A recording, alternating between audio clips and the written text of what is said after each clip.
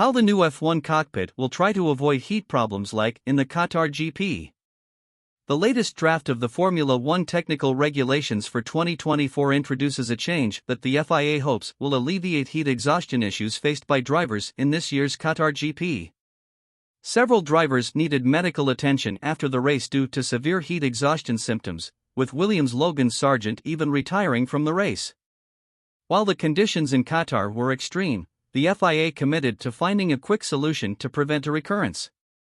The race itself has been moved on the calendar from early October to late November for 2024, with cooler conditions reducing concerns about a repeat. However, in an attempt to improve cockpit cooling, teams can now also add an additional hole in the chassis from next season. This new cooling inlet, along with the inlet that can be used at the tip of the nose, will have its dimensions restricted to rule out any aerodynamic benefits. Since it is another option for teams and not mandatory except for extreme conditions, they could even choose to use the cockpit scoop instead of the nose inlet if it affects aerodynamic sensitivity less or significantly reduces weight to offset the advancement. Of course, they could also use a combination of both or choose which options provide the best driver cooling versus aerodynamic performance for a given circuit. The last team in recent memory to use a driver cooling scoop on top of the chassis was Mercedes in 2014, when occasionally their inner panel featured a small scoop, as regulations allowed at the time.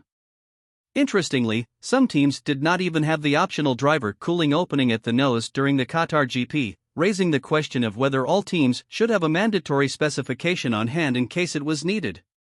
There are also changes in the regulations to limit the use of metal on the car's floor, with components and inserts no longer allowed on the outer limits of the floor, sides, and fences. Obvious exceptions are the use of brackets or fixings allowed between the floor and the side wing and any metal components used for wear protection, provided they are within the tolerances set in the new criteria. The changes suggest that teams may have used metal components and inserts as a way to control flex and provide an aerodynamic benefit, but there may also be concerns about how this could create a debris problem in the event of an accident. Another small but significant change will require teams to add physical bars to prevent the adjustment of the front wing flap beyond the 40 mm established in the regulations. This adjustment was likely introduced as a mechanism to prevent flaps from being excessively relaxed when the car is in motion and falling beyond the scope of static tests.